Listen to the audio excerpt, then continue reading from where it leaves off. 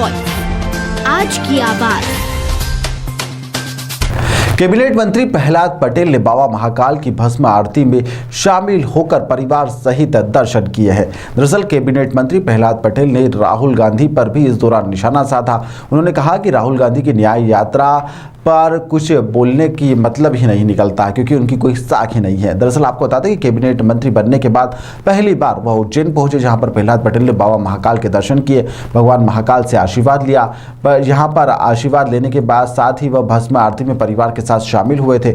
महाकाल मंदिर में दर्शन करने के बाद मीडिया से रूबरू हुए, जहां पर उन्होंने कहा कि सौभाग्य की बात है कि महाकाल के चरणों में आने का मुझे मौका मिला है। भगवान से मध्य प्रदेश को सर्वोच्च उच्च व सूची में शामिल होने की मैंने कामना की है।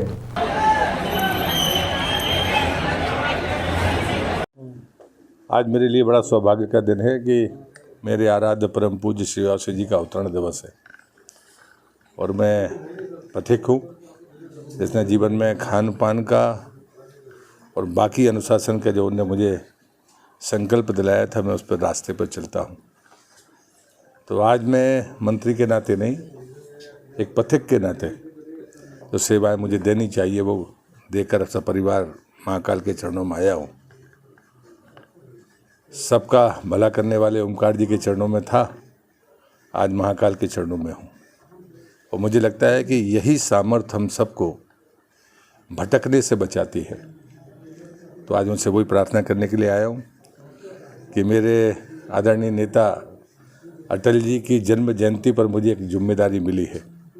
उनने मुझसे 3 बातें ही कही थी। सदन में मर्यादित रहिए, सार्वजनिक जीवन में अनुशासित रहिए और जीवन भर स्वराज्य के लिए काम करते रहिए, तो गरीब और ज़रूरतमंद को न्याय मिल ही जाएगा। जिम्मेदारी छोटी बड़ी नहीं होती, जो मिले उसे ईमानदारी के साथ निर्वहन करिए। लेकिन जब हम कर्तव्यों के निर्वहन की बात करते हैं तो सिर्फ शरीर का और बुद्धि का सामर्थ्य काम नहीं आता। हमें अपने पुरखों का, गुरुओं का और देव शक्तियों की सामर्थ्य की ज़रूरत पड़ती है और उसके लिए पात्रता जरूरी है। तो वही उनके चरणों में निवेदन करने आया हूँ कि भटकाव जीवन में ना आए, ऐसी सामर्थ्य मुझे दें। सर, युवा और वरिष्ठों का इस बार मंत्रिमंडल में विस्तार हुआ है, किस प्रकार देखते हैं? मुझे लगता है कि नई पीढ़ी को फ्यूजन बहुत पसंद है और भारतीय जनता पार्टी हमेशा ऊर्जा और अनुभव का तालमेल रही है। आप सदैव अटल जी के समय से लेकर अभी तक देखिए तो हमारे पास में अनुभवी नेताओं की एक लंबी फहरिस्त है, लेकिन आने वाली 2-3 पीढ़ियों तक नई ऊर्जा हमारे पास है। तो मुझे लगता है कि अवसर मिलता है तो दोनों का सहयोग विकास में भी गति देगा और उसको प्रगति के मुकाम पर भी पहुंचाएगा। विभागों का सर कब तक बंटवारा हो पाएगा? मुझे लगता है उज्जैन वालों को मुझसे नहीं पूछना चाहिए।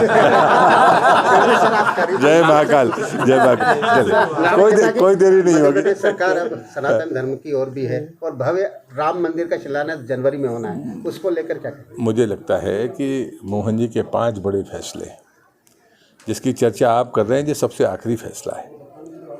हमारा काम है विकास का काम। जो उन्हें बाकी फैसले किए, हमें उसकी चिंता करनी चाहिए कि किसी गरीब आदमी को हो या किसान को हो, उसको किसी के दरवाजे पर जाए बगैर उसका नामांतरण हो जाएगा। ये आज भी देश के सामने चुनौती है। और इसलिए मध्य प्रदेश के इस फैसले को मैं मानता हूँ कि मोहन जी का ये फैसला, ये बड़ा फैसला है, चर्चा इसकी होनी चाहिए। जिससे आम गरीब और ताकतवर दोनों शायद कहीं ना कहीं मन में खटास रखते हैं, और जो उनका पहला फैसला है मैं उनका अभिनंदन करता हूँ। राहुल गांधी न्याय यात्रा निकाल रहे हैं लोकसभा से। जिनकी साख नहीं होती उनके उपक्रम का कोई फायदा नहीं।